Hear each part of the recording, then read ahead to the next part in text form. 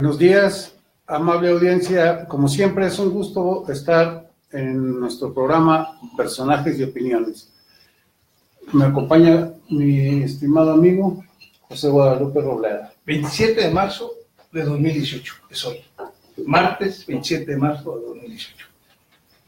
Ayer fue el 26 de marzo la conmemoración esa que hace muchos años en Coahuila era la principal fiesta cívica, sí, política. Cívico-política. Sí, venían los presidentes. Hace años y durante muchos años. Era cuando el PRI era revolucionario, ¿no? Ahora nada más le quedó ¿qué? ¿Lo de partido o lo de institucional? Institucional. Sí, todos son obedientes. Sí, pero ese es uno de lo institucional. Institucional es que defiendas las instituciones, se supone. Pero no institucional es Pues ellos lo volvieron sinónimo institucional de alineado, dejado y disciplinado. Sí, disciplinado y acrítico y aplaudidor de sus jefes. De sus jefes. No importa quién sea. Hasta la ignominia, como dirían los viejos. Como decían los supermachos, ¿te acuerdas? Sí. Pues ayer fueron 105, ya nadie se acuerda de eso, 105 aniversario de la firma del Plan de Guadalupe cuando Venustiano Carranza, gobernador de Coahuila, sí, en ese momento, desconoció a Huerta, Victoriano Huerta, porque había asesinado a Francisco Madero y Pino Suárez, y se había apoderado de la presidencia de la República. Entonces fue un valiente. Fíjate esto de Carranza, y lo digo para nuestros cuates, que por cierto, te digo una cosa, el viernes andaba yo en la rectoría, una jovencita me abordó y me dijo que si yo me llamaba José Guadalupe Robledo, y le dije que sí, me dijo, yo los veo. Yo me emocioné porque yo la verdad no creía que jovencitas, o jóvenes de esa edad, no sé, alrededor de 20 años, nos vieran, ¿no? Entonces yo me emocioné y le dije que muchísimas gracias, y no le pregunté ni cómo se llamaba, ni en qué escuela estaba o por qué andaba ahí, todo eso. Pero un saludo para ella. Seguramente, si nos ve, se va a acordar de esto. Entonces, Venustiano Carranza, era lo que te iba a comentar, Venustiano Carranza, por eso me fui un día antes, para ayer, lunes 26 de marzo. Don Venustiano Carranza a mí nunca me fue de mis simpatías, de mi panteón de héroes. Sin embargo, una vez que fui a Veracruz, que tienen una estatua grandísima ahí en el malecón, frente al muelle, y además un museo, yo pregunté que por qué, dijo, no, pues aquí Venustiano Carranza, él defendió la patria, y muchas cosas que yo no sabía. Aquí hay muchos, a propósito, entre los historiadores, yo me acuerdo que cuando estaba Óscar Flores Tapia, todos eran carrancistas. Bueno, llegaron hasta chotear sobre Carranza, y para mí es uno de mis preferidos del panteón que menciona. Hoy te digo, después de eso, yo reconocí, fue un hombre nacionalista, y además, lo ligo con esto, su padre pues había sido coronel juarista, sí.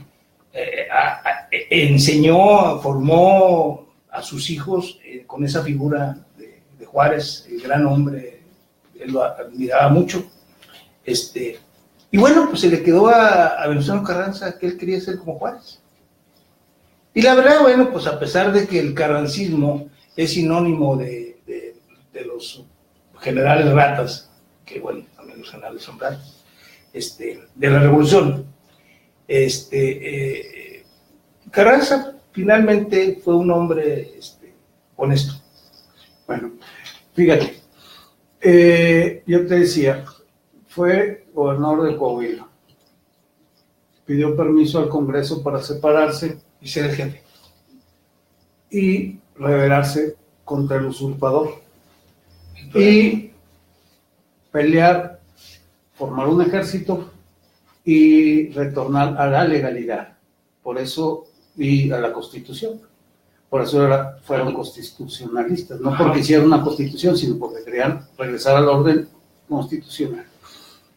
Luego pidieron permiso al Congreso para endeudarse. Fueron al Banco Purcell y al Banco del Norte, o los que estuvieran aquí, ahí alrededor de la plaza, sacaron el dinero. Eran un puñado de amigos de él, unos exmilitares que anduvieron contra Madero, y ya en su caballo se fueron rumbo a Ramos, de Palacio rumbo a Ramos. Su primer evento ya como rebeldes fue secuestrar un tren que venía de Ramos a Saltillo, de Monterrey a Saltillo. Se lo desviaron, lo llevaron para Ramos y hicieron como en los alrededores de Ramos como su campamento, su campo fuerte. Bueno, eso fue en un inicio. Tenían que esperar a que llegaran otros camaradas que tenían, o sea, Lucio Blanco, los Gutiérrez, Pancho Murguía, Pancho Murguía, el Pablo González. El Pancho Murguía fue el que derrotó a Villa. Yo llegué a ver, a propósito de un paréntesis, llegué a ver allí por la calle Murguía, precisamente ahí tenía que era el registro civil, el hijo de él, que también se llamaba Francisco Murguía. Y un día que fui ahí con él, no sé por qué, yo escribía y me invitó para conocerme, y fui y me dijo, ¿qué? Es que quiero enseñarle algo, y tenía tirada allí el águila que traía la locomotora del tren de Villa. Bueno, okay. Fíjate, y entonces... no sé dónde quedaría eso. Bueno, ese Pancho Murguía, entre otras cosas, fue de los que acompañó a Venustiano Carranza a Puebla, cuando lo andaban persiguiendo la gente de Obregón y que se quería ir a hacer fuerte a Veracruz. Le descarrilan el tren y se bajan y se meten a la Sierra de Puebla. Pancho Murguía era el que lo iba acompañando.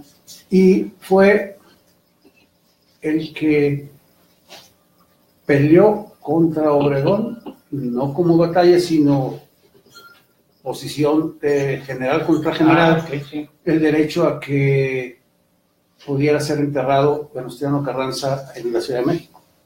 O sea, eso le costó que irse al exilio. Exacto. Pero así eran los cuates en ese tiempo. Sí. Luego, hombres muy valientes, ¿eh? Y la verdad que sí. Fíjate, otra cosa que me llamó la atención, Carranza tenía 55 años cuando inicia su revolución, o el pedazo de revolución que le toca. Luego otra, nunca fue militar, no quiso convertirse en general, fue primer jefe después.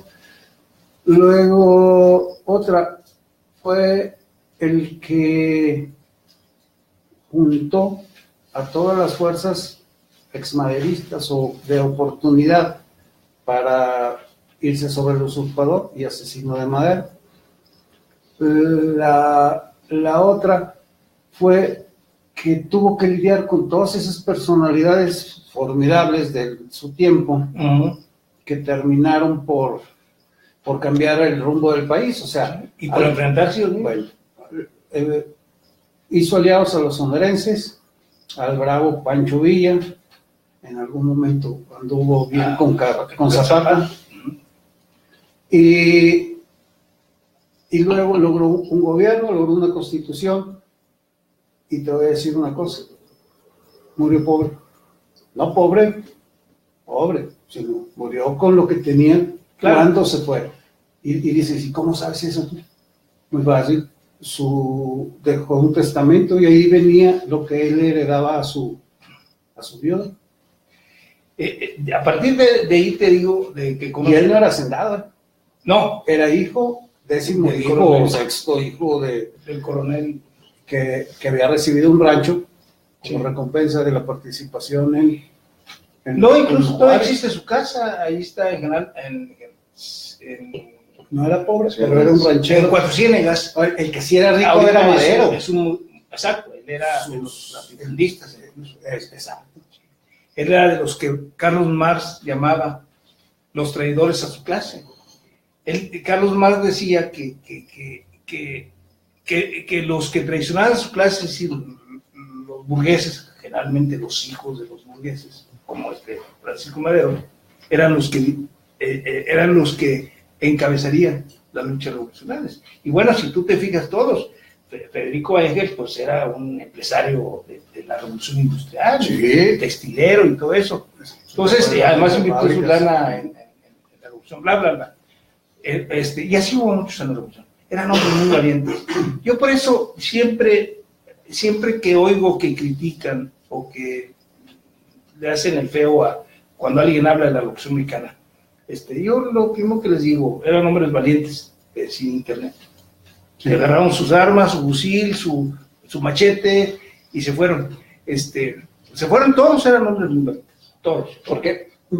No nomás vi Zapata, todos. Un paréntesis, por ejemplo, yo siento, tengo esa hipótesis, no me he puesto a trabajarla, que lo de el carrancismo existe muy fuerte,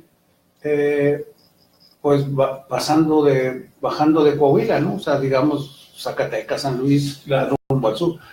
Pero precisamente porque la historia la escriben los vencedores. Claro. Después de muerto Carranza, se quedan los sonorenses y tenían que desprestigiar al que acaban de matar. Claro. Además, el brazo derecho de Carranza sí era un personaje muy peculiar, por no decir que podía ser ratero, ¿verdad? Sí. O sea, Pablo González. Pablo González, fíjate, fue dueño de un periódico, quiso ser candidato a presidente contra Obregón, se enojó con Carranza y lo traicionó por lo mismo. Luego era el general del ejército del noreste, o sea, algo similar al de Obregón. Siempre estuvo en rivalidad con Obregón más que con Villa, porque Villa era como un personaje que no estaba en las alturas, él representaba al pueblo. Aun cuando, déjame decirte una cosa, el ejército más grande y más profesional que ha tenido este país se llama la División del Norte, pero Carranza, por las intrigas de los sonorenses y todo esto, y además su propia animadversión hacia Villa, pues nunca le dio el grado a su ejército, a la División del Norte, el grado del ejército, porque era mucho más importante y más capaz, además era el triunfador.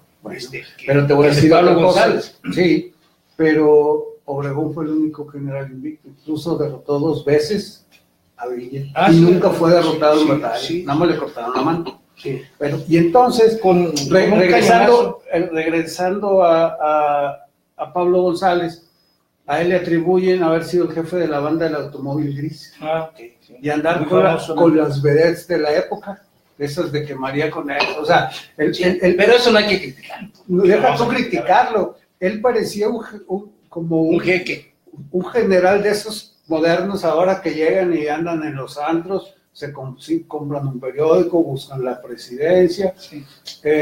Tienen a una banda asustando gente y robándola, y andas con las vedettes, y además, fíjate, otro dato de ese señor, me cae también bien.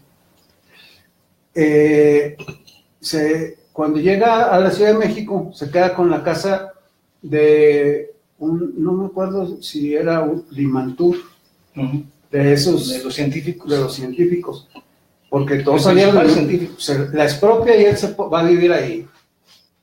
Y él era, pues como un peón allá de Nuevo León, que luego se casó anduvo de mojado y todo, pero se casó con una muchacha acá de ahí por Cuatro Ciénegas o por ahí, con una hija de un alemán que tenía un molino en ese lugar. Por eso su hijo se llamaba Pablo González Miller, que vivía aquí en Saltillo.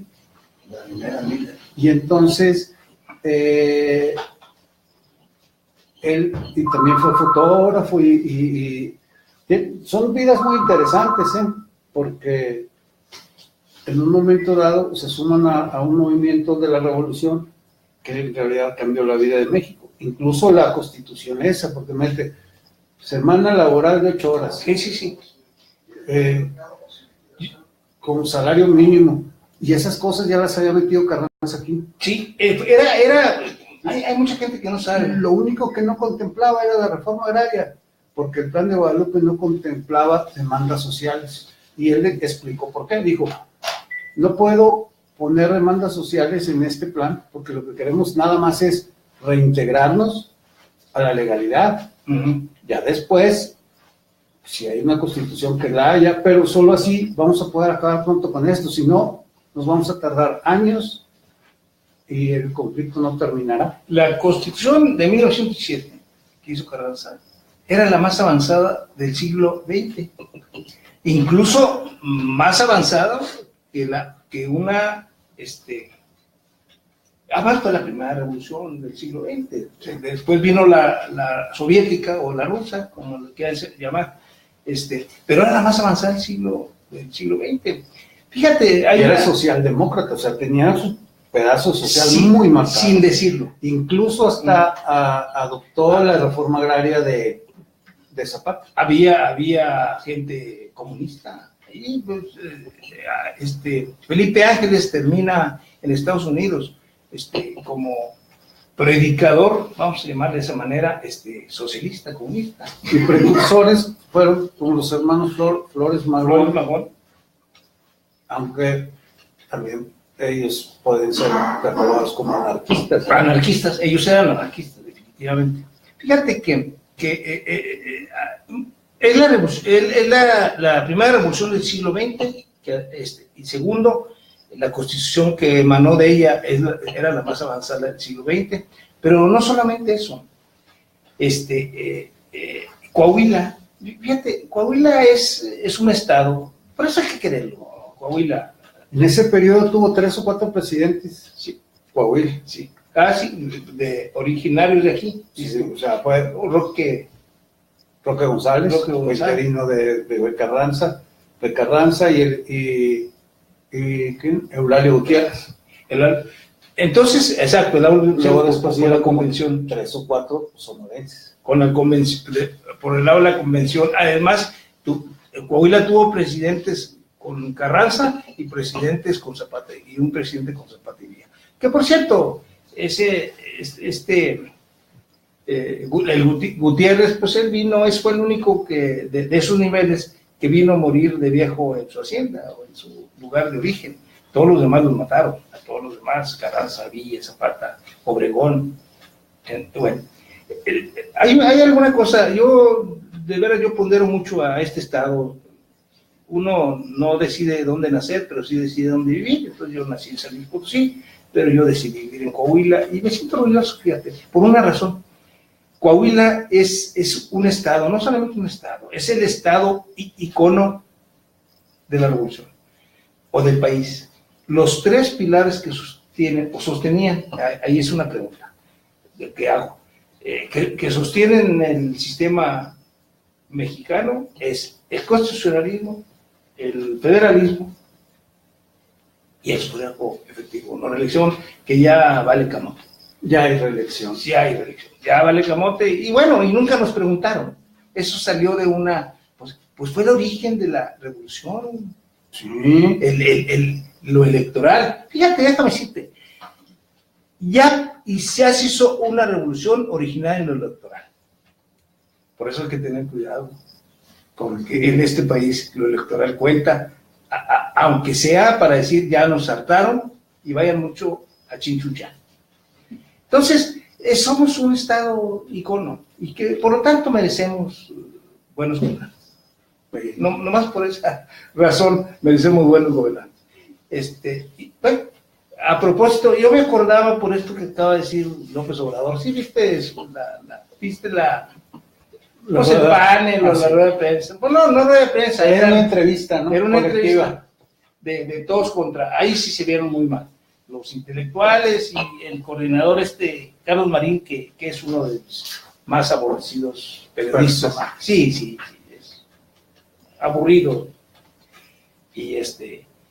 y soberbio y todo lo que uno no le gusta que haya en un comunicador. Entonces, pero además sin ideas, o sea, cuando si tú defiendes tus ideas, sea cual sea, pues no es soberbia, es nada más convencimiento. Pero defiende la idea de la que le están pagando, que diga que el malo es este cuate, lo cual yo no dudo que sea el malo en esta contienda, pero se vio mal que todos se le fueron encima. Allí López Obrador dijo algo que me llamó mucho la atención. Por ejemplo, estamos hablando ahorita de historia. Dice López Obrador que él va a ser como Madero, como Juárez, como Madero y como Lázaro Cárdenas. Y yo automáticamente, esta cosa no deja de funcionar. Y estaba yo ahí con alguno de mis hijos y le dije, bueno, pues ya Madero no es, porque a Madero nada más le hicieron un fraude y él convocó a la revolución. Y la ganó en la siguiente elección que participó. Exacto. A López Obrador le han hecho 2 y tal vez, como él dice, que van a ser la tercera. Y bueno, pues no sé, no creo que... Madero la pudo... Habló como porfirista con respecto al Tigre, ¿verdad? Sí. No como maderista respecto esa es la segunda. Y luego dijo, en el caso de Juárez, pues ya no va a ser, porque está rodeado de muchos ladrones, y Juárez no está rodeado de ladrones. Ese es uno. Pero además Juárez puso su lip, a pesar de sus antecedentes seminaristas y todo esto, él dijo, vamos a separar al Estado y a la iglesia. Y porque bueno, hay cosas que todo el mundo sabe, la iglesia hace negocios con todas las cosas. En aquel entonces, fíjate, todavía en Jalisco hay pueblitos, se me ocurre San Juan Evangelista, hay pueblitos donde en el atrio está el panteón, porque ellos eran dueños de los panteones, ellos, lo que es ahora el registro civil o donde... Sí, cuando te bautizabas ese era el documento. Exacto, el documento oficial, y si te morías también, por todo cobraban. Fíjate, si tú consultas en Google, panteones en México, 1840, no, a ver, se llamaban Camposanto. Fueron cementerios hasta después de que llegue Juárez. Entonces, tampoco lo es, porque bueno, pues además de estar hablando religiosamente, así, hay un amigo de proceso, amigo mío, que anda en la campaña y dice, bueno, ya he hecho pues, algunas notas en donde cita textualmente cosas de la Biblia. Aquí había que preguntar, yo no sabía hasta que lo dijo Riva Palacio. Yo me preguntaba, pero ¿cuál Biblia? Porque hay como 7, 8 Biblias. Claro. Es más, los de las sectas tienen una Biblia, hay una Biblia guadalupana. Los mormones tienen otra, pero cada quien la acomoda de acuerdo. Bueno, la acomodaron los papas, pues que no lo pueden acomodar la acomodaron el emperador romano, claro, que quiso hacer la religión oficial. Fíjate, nada más una cosa. En los adventistas, en donde está adventista del séptimo día, donde está AMLO, ¿cómo se llama? No es militancia. ¿Dónde es feligrés? Feligrés, AMLO. Allí no es el domingo, que se festeja, sino el sábado, como el sabbat de los judíos. Sí. Esa es una de las tantas diferencias para lo que estamos hablando. Y bueno, ahorita que dice eso Constantino, bueno, pues el día domingo era Sunday, el día del sol. El día domingo es el sol era la máxima dios de Roma cuando su decadencia en el 378 parece. Cuando convierten a los cristianos, a los cristianos, todavía no eran católicos, a los cristianos en la religión del imperio, sí. Pero déjame decirte, las túnicas rojas de los cardenales eran así las usaban los sacerdotes del dios Sol. Es decir, si tú te das cuenta, es una metáfora del sol para abordar estos días que vamos a vivir. Nace en diciembre, que es el equinoccio, el solsticio de invierno, y muere aquí en la época, como que está al revés, porque la muerte del sol era en diciembre. No, además te fueron agregando unos meses ahí en medio, sí. Ese de julio y agosto. Sí, entonces... Porque Julio era también otro emperador. Por cierto... Mano y Augusto era otro, entonces, pues era de 10, pero lo hicieron de 12. Y ya las fechas quedaron cambiadas, ya no sé. Ahorita que estaba pensando en estos días, la verdad es que a mí me enseñaron, pues, yo fui formado por alguien, por gentes católicas, ¿no? No había en mi época, no podíamos hablar de adventista del séptimo día, nada de esas. Había católicos y protestantes nomás. Nada más. Entonces, bueno, nosotros y los jodidos, pues éramos católicos. Somos católicos. Siguen siendo los jodidos católicos. Entonces, a nosotros estos días eran de veras sacros, santos. Mucha gente sale en estos días, algunos no les gusta salir porque hay mucha gente, todo el mundo sale y todo eso, pero todo el mundo haga algo, pues no sé si diferente. Léase un buen libro, vean una buena película, fíjate. Era una costumbre que, aunque sean películas hollywoodenses, las que iban sacando producciones, mira, los 10 mandamientos, hay una, sí, Ben-Hur, o sea...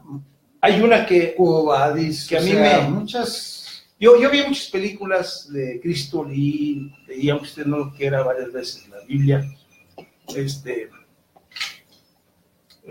Yo pues, me gusta la lectura por eso. Entonces, pero hay una película que yo le recomiendo y está fácil ahorita con el internet, usted accede a cualquier cosa. Hay una película, es de Zeffirelli, Franco Zeffirelli. Cuando yo la vi, no sé, estoy hablando de los 80s, tal vez antes, 70s. Cuando yo la vi, para empezar, un grupo de mejores actores trabajan en esa película. La película, cuando yo la vi, duraba 8 horas y estaba dividida en 2 partes. Uno era la vida de Cristo y el otro era la pasión de Cristo. Y además tiene muchas cosas provocadoras, como... La Biblia no es muy específica, sino te dice, pasó esto, este es el del huerto. Además, la Biblia es un libro compuesto de pedazos de otros libros y de leyendas de otros pueblos, ¿no? Zeffirelli le hace una historia del hablar. Un ejemplo te voy a decir. Todos sabemos que, bueno, pues Barrabás era asesino de los soldados, era un nacionalista que estaba en contra de ellos. Entonces, ahí se ve, hace la historia Franco Zeffirelli, que es el director, ahí se ve dónde se le acerca Barrabás a Cristo, que está lavándose sus pies en una pileta, y solo se le acerca y lo invita. Esto no dice la Biblia, pero él le acomoda esa... para explicarse las cosas, y le dice Barrabás, tú eres el que debes comandarnos, vamos a echar afuera a los romanos, bla, bla, bla, con espada y todo eso, tú nomás comándanos, dile a la gente que estás con nosotros, y vas a ver cómo lo vamos a echar. Y es cuando Cristo le dice, no, a Dios lo que es de Dios, de César lo que es de César. Entonces ahí, todo esto que le habla, como también a Judas lo reivindica tantito. Nomás te voy a decir una cosa, ya que estamos hablando de eso. De los 12 apóstoles, 11 eran parias, pescadores, o como Pedro, que era un violento, era un bipolar, hasta su familia se la echaba. Los otros pues, eran pescadores y todo eso. Pero el único educado que sabía leer y que además era rico era Judas, el supuesto traidor, fíjate cómo digo yo, supuesto traidor. Era el que se había ido por convencimiento. Él era recaudador de rentas del Imperio Romano. Y lo abandona eso y abandona todos sus lujos. Por eso Cristo conocía a José de Arimatea, porque Judas tenía relación con los ricos, pues, los recaudadores de rentas. Y bueno, José de Arimatea pues, fue una gente que hasta el final estuvo con Cristo, porque le prestó la tumba. Fue el que dicen que se trajo a María Magdalena a Marsella, Francia, bla, bla, bla. Pero además, era el rico y todo eso, era el convencido. Y bueno, pues era el recaudador también de las limonas, o como tú le quieras decir, los apoyos que les daban para poder subsistir los 12 apóstoles. Tenían que comer, ese es Eso ni los apóstoles escapaban. Si había que soportar el movimiento, como dice Andrés Manuel. Bueno, había que soportar el movimiento. Entonces yo no creo, y ahí de alguna manera Seferelli yo no creo que una gente así, convencida y todo eso, iba a traicionar. Yo ahí, no sé si ahí o en un libro extraordinario, que le voy a dar Taylor Cowell, se llama Judas, provocadoramente dicen que no lo traicionó. Lo que pasa es que va y lo que quería Cristo era hablar con el Consejo de Ancianos de Sanedrín. Entonces se le acercan y le dicen, no, si vamos a hablar con él, pero tú dinos quién es, no queremos que le diga, nosotros lo queremos invitar. Eso es lo que supone estos libros, este libro, o la misma película, no me acuerdo cuál era. Y total, le dice cómo se lo muestre con un beso y le da 30 monedas, pero para tu movimiento, para el movimiento de Cristo. Y bueno, cuando se da cuenta, todo esto no lo dice la Biblia, pues es la mejor interpretación que la que dice la Biblia, solamente el traidor. Pues cuando sabe que lo engañaron, porque fueron los judíos de Sanedrín, los viejos, pues se cuelga. Era lógico, un hombre con dignidad se iba a colgar con eso. Además ya se lo había dicho antes, se lo había anticipado según la Biblia Cristo a Judas. Bueno, tú no. Entonces, fíjate, perdón, se llama la película Franco Seferelli. Casi estoy seguro que usted se va a buscar en YouTube o Google Franco Seferelli, ahí estará la película. Cristo, hoy, ¿no? Se llama Jesús de Nazaret, y está en 2 partes, o en 4, pero es de 1 hora y media cada una. Son 6 horas, le bajaron 2, muy bien hecha, véala, son 6 horas, véala y lo verá que, o léase el libro de Cowell, Judas. Porque fíjate, abundando un poquito en esto, al avanzar las primeras épocas de este cristianismo y internarse en la Edad Media y en la reconstrucción que cada quien hace de la historia, porque la historia pues, no la vivimos y no tenemos el 100% de los testimonios y documentos, sí, claro. Es una reconstrucción, te encuentras que viene el discurso de que todo está determinado. Si tú naciste pobre, vas a ser pobre, que al cabo te van a alivianar cuando te mueras, ¿verdad? Entonces, los ricos no van a ir al reino de los cielos, nada, pues, sino que los pobres son los que van a merecer la gloria eterna.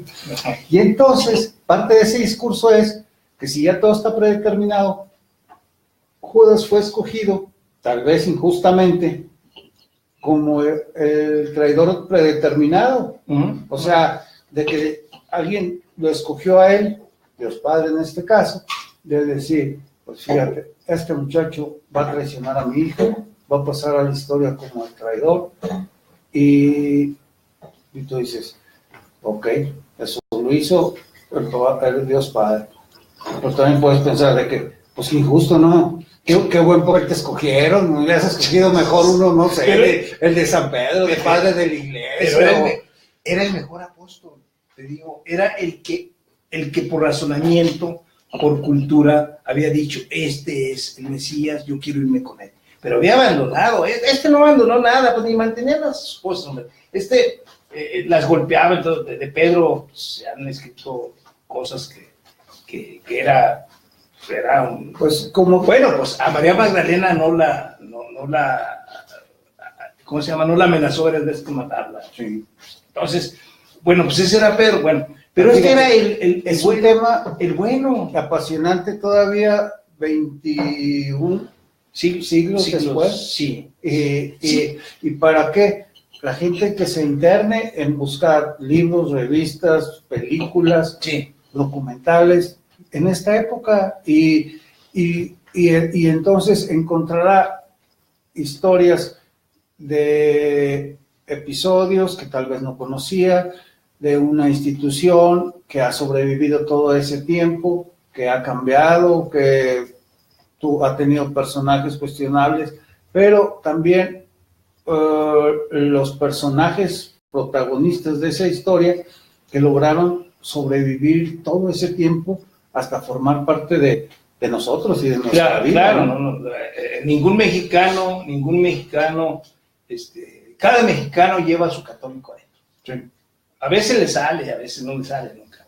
Pero volviendo a ese tema, fíjate que cuando uno está joven, por si hay algún joven asomándose, cuando está joven no le preocupa, y menos ahora, no le preocupa la acción de Dios. Nosotros sí, porque pues yo me acuerdo que éramos lo único que teníamos. Yo le iba a rezar a un Cristo negro que había allá frente a la Alameda de San Luis Potosí para que me ayudara a conseguir trabajo, de lo que fuera.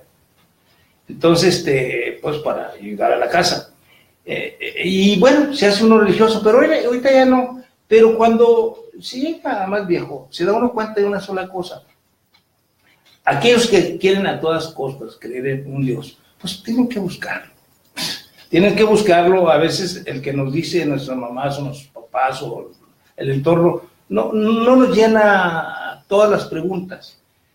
¿Por qué? Porque es necesario. Tú imagínate, termino este tema yo en lo personal con esta pregunta. Tú imagínate, cuando ya te mueras y como te dicen que te vas a morir y que el juicio final y todo eso, que te vayas dando cuenta cuando estás muriendo que te equivocaste de Dios. Imagínense, qué terrible eso. Entonces, bueno, pues tratar de eliminar esos riesgos, pues es tratar de buscar. Y la verdad es que no quieren encontrar en un símbolo. Yo creo que ayer anoche me eché la de...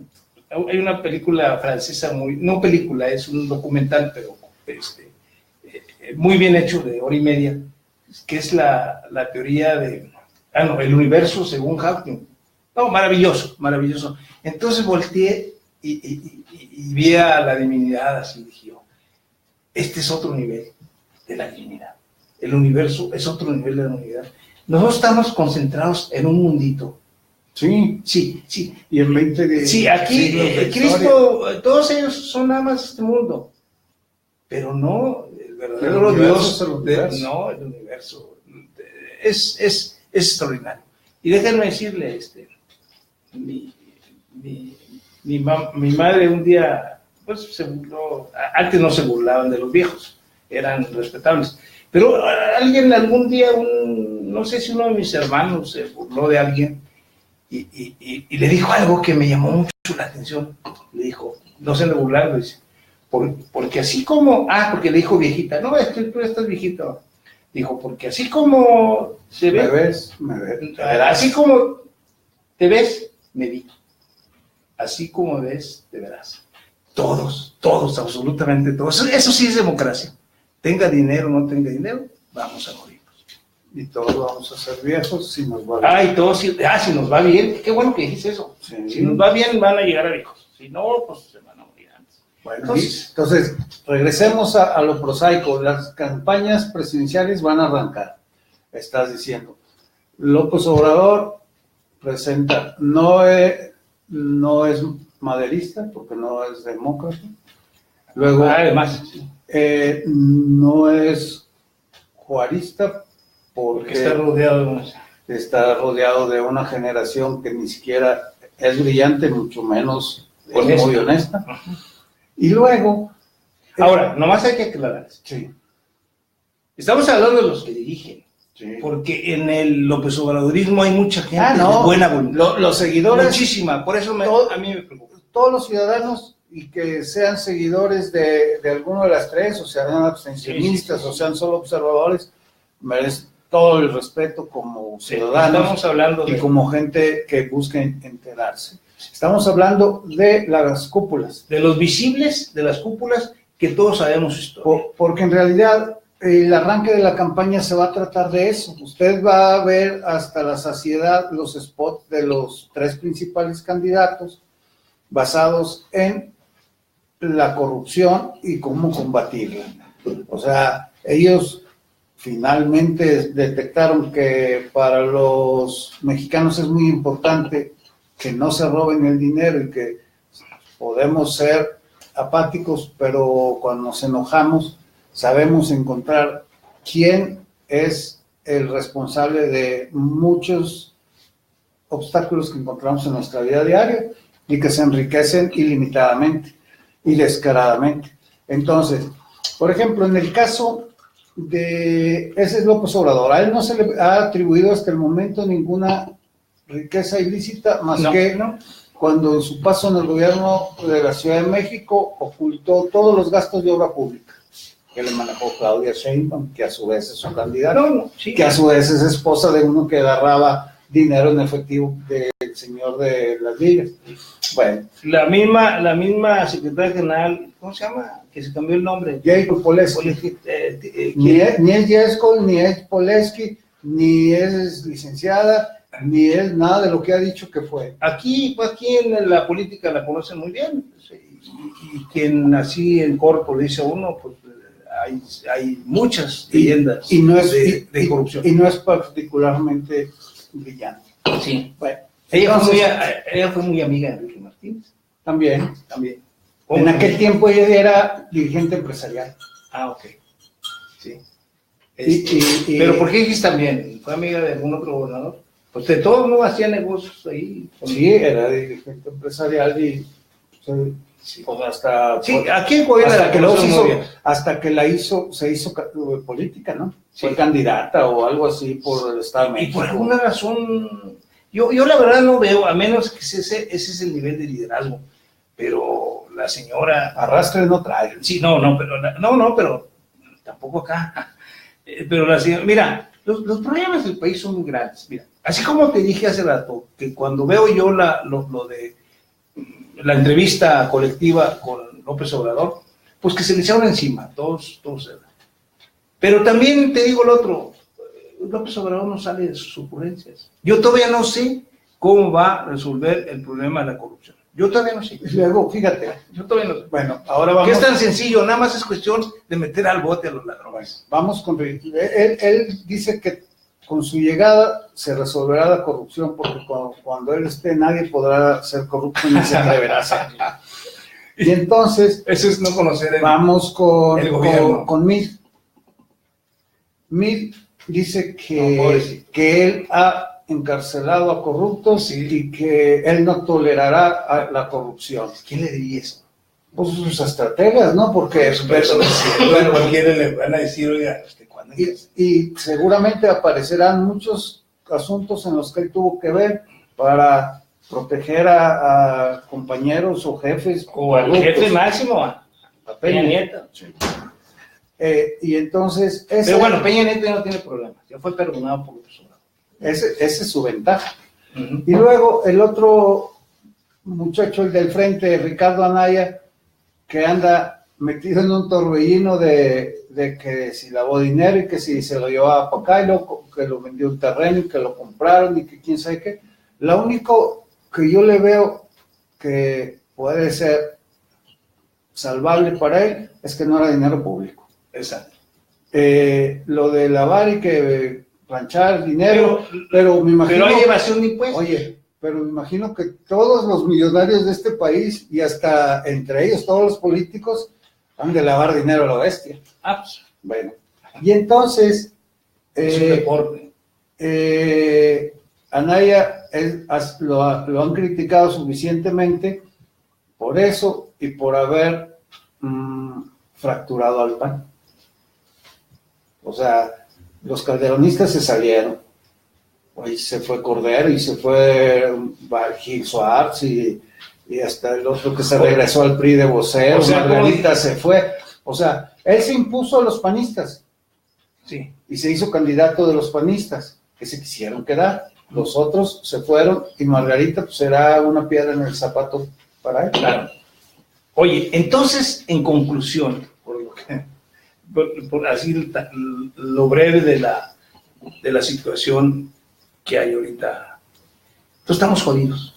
O sea, no hay agua libre.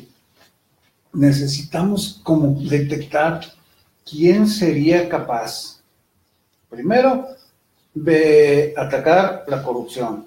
Segundo, de reconocer que el modelo de país en el que nos estamos inmersos está generando otra vez más pobres. O sea, llegó un momento en que... No ha dejado de generar. No, pero hubo un momento en que la clase media creció tanto que ya había mayor parte de no pobres. Pero ahorita están volviendo a crecer el número de pobres y los que estamos en la clase media vivimos en la franja y en el temor de volver a ser pobres. Fíjate, nada más un dato, ahorita que estamos hablando. Y eso no quiere decir que comunistas ni socialistas ni nada, es un modelo de país justo con reparto de riqueza equitativo. En 1910 solamente había dos clases sociales. Los jodidos, o sea, los peones, y los acaudalados, los hacendados. Cuando gana la revolución, supuestamente la ganan en ese momento, ¿quién era cómo se llama? Los sonorenses. Uno era maestro, sí, y el otro era comerciante. Sí. Ellos, que son los que se quedan con el poder, crean un hijo. Ellos eran clase media. Exacto, crean un hijo. Digo, les voy a decir algo muy, muy grave. Yo lo tengo muy claro. Como clase media lo tengo muy claro. La clase media es hija del PRI, de la Revolución Mexicana, para que no anden con que... Digo, por eso yo les digo a la clase media felicita. Bueno, pero fíjate, la clase media es producto de la Revolución y del PRI, sí, pero también los nuevos millonarios. Ah, claro, sí. ¿Verdad? Sí. O sea, ¿por qué? Porque así como con el porfiriato se fueron acabando y se fueron yendo, y luego las expropiaciones de tierras, haciendas, las fortunas cambiaron de manos. Sí. Las tierras cambiaron de manos. Incluso el modelo de producción cambió de manos. Incluso se casaron los canales revolucionarios con las hijas que se les iban a ofrecer los hacendados, pues para... Bueno, y entonces hasta la tierra dejó de ser el principal atractivo para generar riqueza. O sea, la repartieron. Se quedaban con los pedazos buenos, los que tenían agua. Claro. Pero si tú ves, por ejemplo, en Nuevo León, surgen primero comerciantes acaudalados que se vuelven industriales, prósperos, y crean un modelo de sociedad industrial distinta. La revolución industrial aquí en México. Y entonces en cada región es lo mismo, surge una nueva generación de millonarios y multimillonarios. Junto con esas clases medias que dices tú. La Revolución Mexicana, fíjate, para aquellos que no la quieren, porque sí va ligada con el PRI, es cierto. Oye, y pues te hace terminar el círculo. Esos millonarios del porfiriato o del porfirismo, cuando Salinas decreta la abolición de la condición del artículo...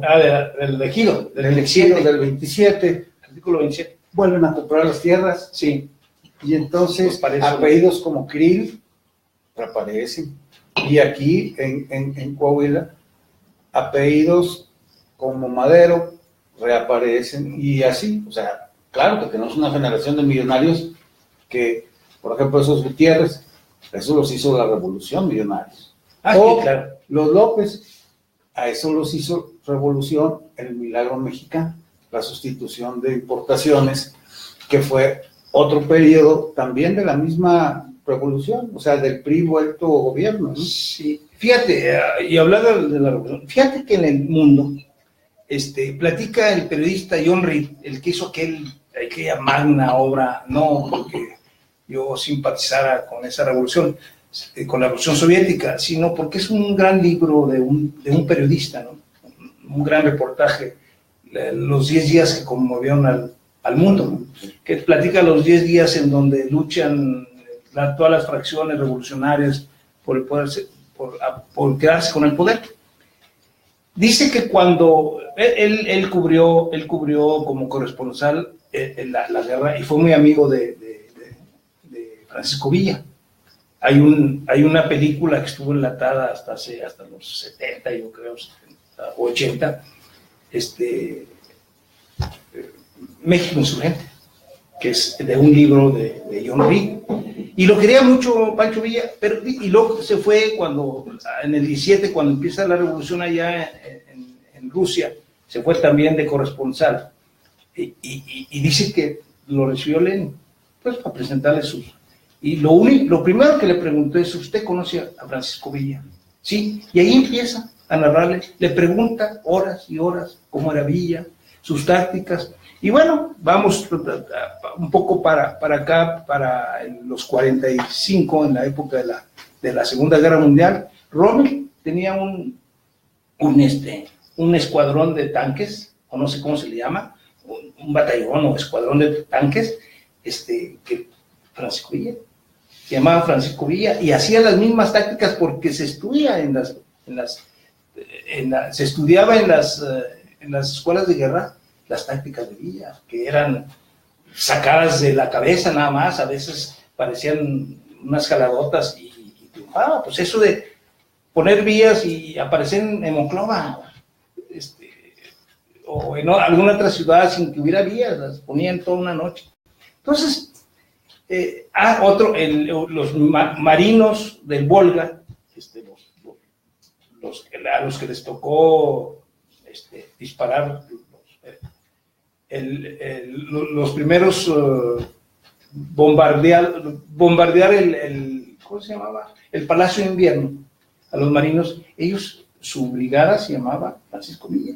Es decir, nuestra revolución fue, y déjame terminar de decirte eso, tanto así, que está ligada a la revolución, que cuando el presidente Calles quiso formar el PNR con un coahuilense, Manuel Pérez Treviño, lo manda a la Unión Soviética a estudiar el partido de Lenin. Y por eso el PRI, nace con 4 sectores: el popular, el obrero, el campesino y el militar. Exactamente igual que en la Unión Soviética.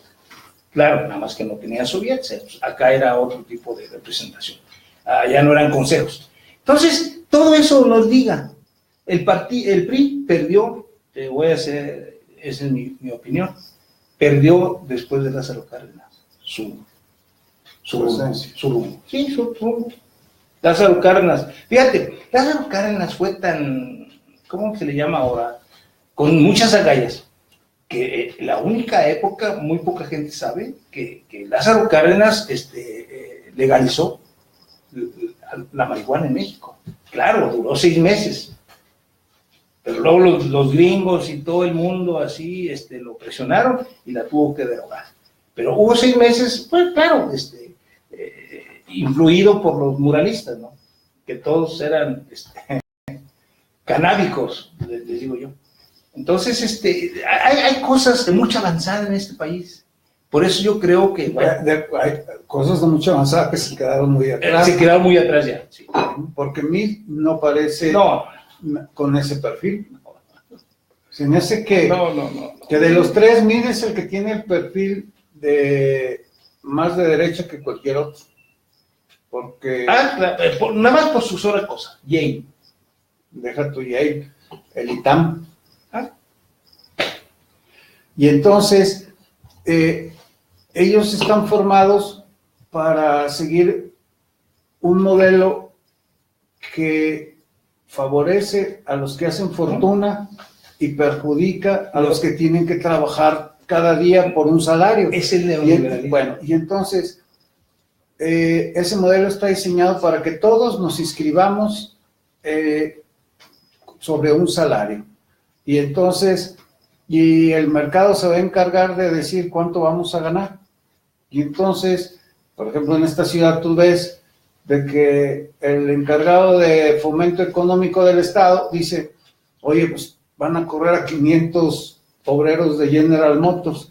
Dice, no hay problema, pues aquí van a encontrar trabajo en otro. Vas a ver, en la mañana los corren y en la tarde van a estar acomodados en otro lado. ¿Pero quién dices que dijo eso? Es un señor que se llama Guerra, es el secretario de Fomento Económico del gobierno de Coahuila. Pero ellos no saben nada, hombre. Bueno, lo escogieron de la iniciativa privada, ni siquiera nos lo importaron de Torreón. Yo nomás te voy a decir una cosa. Para poder contrarrestar los grandes problemas que tiene este país. Los grandes problemas. No solamente se necesita ser honesto, se necesita ser talentoso, se necesita ser culto, conocer la historia. Oye, y patriota, nacionalista. Se necesitan muchas cosas, no solamente lo honesto. Y yo te quiero decir una cosa, yo no veo en ninguno de sus propuestas que hasta ahorita han hecho, yo no veo a nadie que tenga claridad. ¿Sabes por qué? Porque no se van a ir contra el neoliberalismo. Ese es el problema en el mundo, no nada más en este país. Pero fíjate, es en el mundo, pero, por ejemplo, Suecia, Finlandia, Dinamarca, mantienen su socialismo, su generis, con su estado de bienestar perfectamente estructurado. Sí, nada más que, yo te había dicho la otra vez, nada más que hay dos condiciones que hacen eso. Uno, son países pequeños, y dos, son muy educados, es decir, muy cultos, muy tecnológicamente superiores. Por favor, no queramos comparar. Nosotros somos un país de ignorantes, Jorge, de ignorantes, y nadie hace nada por la educación. Es más, nadie ha hablado, el único que ha hablado es López Obrador, que va a echar para atrás la reforma. Pero nada más va a entrar. Sí, nomás porque la hizo aquel. No, y aparte va a decir, todos pueden entrar a la escuela sin necesidad de examen. Mira, y dices, pues sí, pero ¿y luego? Cuando yo estaba en la prepa, teníamos un grupo, posiblemente alguno de ellos nos está oyendo, nos va a ver. Teníamos un grupo de amigos, todos estudiábamos, éramos lectores de libros, siempre andábamos con nuestro libreto aquí abajo del brazo y todo eso. Y ya se creían, todos se creían, pues que triunfando la revolución, porque nosotros lo que queríamos era hacer la revolución socialista, no la renovación moral de la sociedad, no, nosotros queríamos hacer la revolución. Ni la revolución del amor. No, ni la revolución del amor, ni la revolución contra la corrupción, no, queríamos cambiar el sistema. Entonces, digo, esa era nuestra idea, para eso leíamos, estudiábamos. Y un día, no sé qué discusión teníamos, y les dije, miren, cuando triunfa el socialismo, todos nosotros no vamos a ir a la universidad. ¿Por qué? Vamos a ir al campo de concentración. No. Es que no tenemos el nivel. En Cuba, fíjate, en Cuba no creas que todos entran a la universidad. Y nadie puede dudar que en cuestión de medicina, ellos son son muy buenos. Son muy buenos. Entonces, en educación son muy buenos. Entonces, no pueden ir. ¿Por qué hay quienes no pueden ir? ¿Por qué no pueden ir? Pues sus limitaciones. No, pues sus habilidades están enfocadas en distintos exacto. En otras cosas. No es para que lo sepa López Obrador. A la universidad no es que vayan todos. Primero hay que prepararlos para que todos aspiren con sus conocimientos. La educación. Pero habrá muchos que no pueden ir, nomás por una cosa, porque es un gasto inútil. ¿Cuántos de los que están en la universidad, en las universidades públicas ahorita, devengan lo que se gasta? Se gasta mucho dinero en cada estudiante. Sí. Miles de pesos en cada estudiante. Sí, muchos. Entonces, estamos tirando el dinero. ¿Por qué? Y la mitad deserta antes de terminar la carrera. La mitad deserta y la otra mitad que se queda, pues míralos, yo no. Bueno, y aparte, hay veces que la universidad no hace mucho por el estudiante. Ese es lo básico. Yo de mi escuela no puedo quejar. La universidad. Excelentes maestros. Ah, claro, pues puros doctores, maestro. Puros doctores. O sea, dices. Es la única escuela que tiene puros doctores dando clases. Pues yo no sé si sea algo excepcional en la UAC, pero qué bueno que tienen ese y nada más que no lo echen a perder. Sí, entonces, no basta con esto, no basta con ser honesto. Se necesita tener otros atributos. Y nadie ha presentado un proyecto de país en el que quepamos todos. Nada más nos dicen, mira, estos rateros a lo mejor los agarro, a estos a lo mejor los perdono, a estos yo no voy a ser así. Y luego dices, por eso, ¿y cómo le vamos a hacer para que todos vivamos mejor? Donde todos quepamos para educarnos, progresar, vivir en seguridad, o sea, tener oportunidades de ser feliz. Fíjate, la Constitución de Estados Unidos tiene una idea que se me hace genial y hasta cursi, pero es genial, de que te dice, los derechos del hombre son la libertad y la oportunidad de ser feliz. La toman de un humanista que se llama John Locke, y entonces tú dices, pues es igualdad, libertad y la oportunidad de ser feliz, pues es genial. Sí, nomás que eso, Jorge, es exactamente lo mismo que estamos hablando. Eso está desligado con la realidad. Es un país de asesinos y drogadictos. Eso es Estados Unidos. Pero, Bueno, y de invasores. sí, pero Invasores fíjate, con los países débiles. pero en el de nosotros nunca incluye el derecho a ser feliz. Y luego, y además, la religión ya dijo, ustedes confórmense con sufrir aquí, que al cabo ya se aliviana. O sea, nunca nos han prometido un momentito de paz. Si usted se va a quedar aquí, ya le dijimos lo de la película. Y si le gusta la poesía, yo le recomiendo a Benedetti. A mí la poesía no soy muy dado a eso, pero la de Benedetti me encanta. ¿Te acuerdas de Nacha Guevara? Sí. Todavía vive, yo creo. Me imagino. Nacha Guevara era una argentina que cantaba precioso, muy bonito, precioso. Y ella cantaba 2 o 3. En la calle, codo a codo, somos mucho más que 2. Es decir, él hace cantos al pueblo. Si de veras usted anda en el lado del cambio, pues léalo y sirve que aprende más letras, más conceptos para que los canten, porque eso de ese puño sí se ve. Eso fue de muchos años atrás con nosotros. Pero fíjate, ahora te hablan, todo es regresión. Sí. En el discurso y en la contra. Te dicen, López Obrador va a ser como Chávez. Y otros te dicen, no, va a ser como Echeverría. ¿Ah? Y luego, Meade, pues nadie sabe qué es Meade. O sea, porque en realidad va en tercer lugar, y eso porque le ayudan en las encuestas. Y le ayudan de una forma muy sencilla. Cada vez que usted ve una encuesta, busque si está incluido el dato de quién no quiso contestar. Estaba viendo 2 encuestas, una de Mitofsky y otra de Bloomberg, el financiero. El 56% no quiso ser encuestado, rechazó la encuesta. Y el 24% no quiso revelar por quién va a votar. Ya nada más de ese tamaño está la desconfianza de la gente. Entonces, cuando te ponen, pues este trae el 35, el otro trae el 25 y el otro trae el 20, No sabe. y hay un 24 que no te quiso decir por qué está ocultando su intención de voto. Primero, porque no confía en el encuestador. Segundo, porque tiene miedo. Tiene miedo de decir, y que me quiten mi programa social, mi trabajo, mi quién sabe qué. Entonces, seguramente ese voto no va para mí. No sabemos para quién va a ir, pero y si sabemos que no va a ir para mí. Entonces, por lo pronto va a arrancar en tercer lugar y cuesta arriba. Sí, pero es que además sus estrategas. A mí, ¿sabes qué? Me da pena. Pena ajena.